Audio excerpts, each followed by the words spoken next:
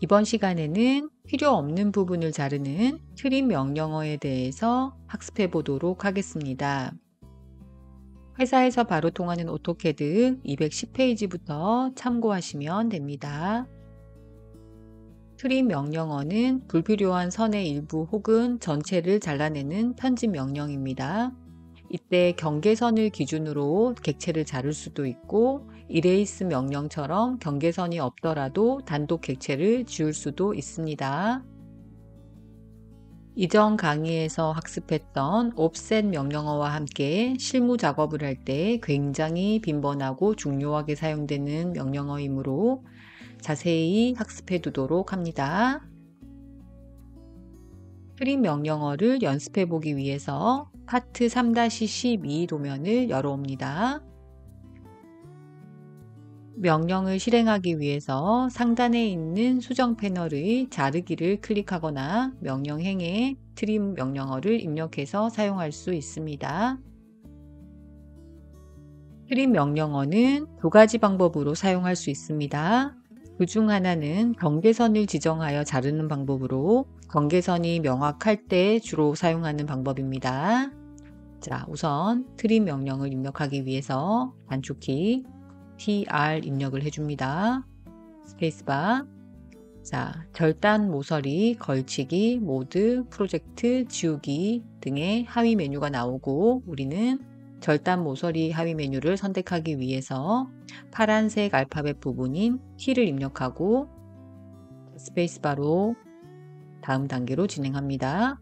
자, 절단 모서리 선택, 객체 선택을 하는데 자, 화면상 보이는 대로 자, 객체를 지정해 줍니다. 자, 모서리 지정을 다 하였으므로 스페이스바를 눌러서 다음 단계로 진행합니다. 자, 이번에는 자를 객체를 선택을 하는데 자, 이렇게 하나하나 픽박스를 사용해서 클릭을 해주면 자, 이렇게 객체가 잘라지게 됩니다. 자, 끝까지 마무리하고 자, 스페이스바를 누르고 자, 이렇게 완성을 하였습니다. 이번에는 여러 가지 객체를 한꺼번에 자를 수 있는 방법을 한번 알아보겠습니다. 자, 명령행에 역시 트림 명령어 입력하고 자, 스페이스바를 눌러서 엔터를 합니다. 자, 절단 모서리를 지정하기 위해서 T 입력 후에 스페이스바 자, 선택을 하는데 자, 이렇게 박스를 사용해서 지정을 해줍니다. 자, 절단 모서리를 모두 선택을 하였으므로 자, 스페이스바를 또다시 눌러서 다음 단계로 진행을 합니다. 자, 이렇게 트림 명령이나 옵셋 명령 등 여러 가지 좀 사용 방법이 복잡한 명령어를 연습을 할 때는 반드시 이 명령행을 확인을 하셔야 됩니다. 그래서 제일 아래쪽에 있는 이 명령행을 확인을 하고 다음 단계로 진행을 해야지만 혼동이 생기지 않습니다. 자, 그리고 이번에는 다시 자를 객체를 선택을 해줍니다. 자, 한꺼번에 지정을 하기 위해서 이번에는 울타리를 사용을 해보겠습니다. 자, 자를 객체의 오른쪽 혹은 왼쪽에 임의의 점에다가 클릭한 후에 자, 이렇게 선이 나타나면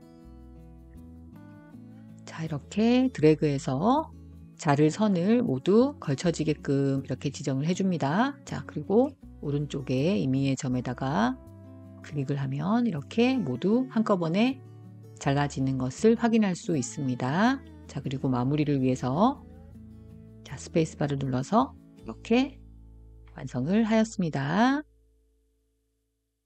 트림의 두 가지 방법 중에서 나머지 하나는 경계선을 지정하지 않고 자르는 방법입니다. 주로 경계선이 여기저기 분산되어 있을 경우에 사용합니다. 파트 3-13 창문 도면을 열어와서 연습해 보도록 하겠습니다. 자, 트림 명령을 사용해서 창문의 모서리 부분을 완성을 해 보겠습니다. 자, 명령행에 트림의 단축키인 TR 입력한 후에 스페이스바 자, 그리고 이번에는 자를 객체를 픽박스를 이용해서 이렇게 바로 잘라주도록 하겠습니다. 자, 필요하다면 이렇게 마우스의 휠을 굴려서 확대 혹은 축소를 하고, 자, 펜 명령어를 사용해서 이렇게 원하는 대로 화면을 배치한 후에 이렇게 잘라주면 되겠습니다. 자, 이번에는 오른쪽 하단에 있는 모서리를 정리를 해봅니다. 자, 이런 식으로, 자, 이번에는 다시 좌측 하단의 모서리를 정리하겠습니다. 자, 모두 잘라준 후에, 자, 가운데 부분까지 잘라줍니다.